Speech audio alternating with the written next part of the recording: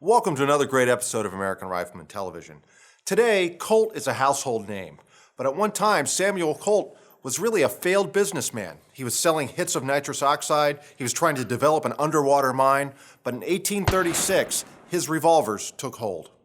This week in our Rifleman Review, we take a close look at the Springfield Waypoint 2020, which is Springfield's first bolt-action hunting rifle.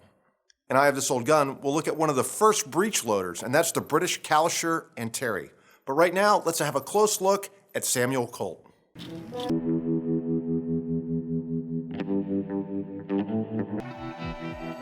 Samuel Colt is an interesting character.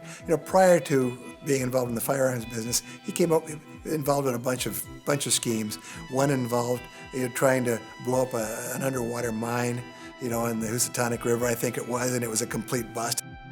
Probably his most successful other occupation prior to becoming the founder of the American Revolver was he used to give exhibitions of laughing gas. Every time Dr. Colt, the purveyor of nitrous, would get enough money together, he'd go and pay these Baltimore gunsmiths to render his ideas in steel and wood. Colt wasn't actually a guy that sat down and made the steel parts. That wasn't his role. He was the idea guy.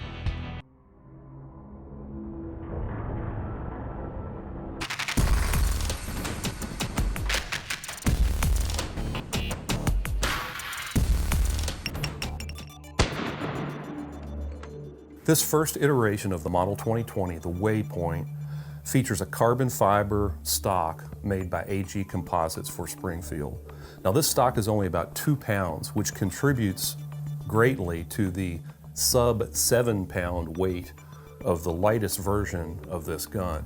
2 versions are available in terms of the stock. The difference really just being that the adjustable cheek piece is eliminated from the version that's even slightly lighter than this one. Now the barrel on the Waypoint is provided to Springfield by a company called BSF, and it is a specialist in the development of carbon fiber barrels.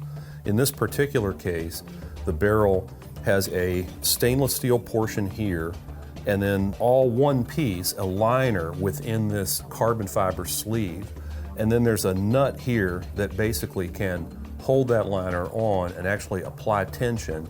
So essentially you end up with a lighter weight tensioned barrel. There were a number of early breech loaders developed in Great Britain, one of which was the Calisher and Terry, which was also used during the American Civil War. How do we know that? Well, Jeb Stuart had one.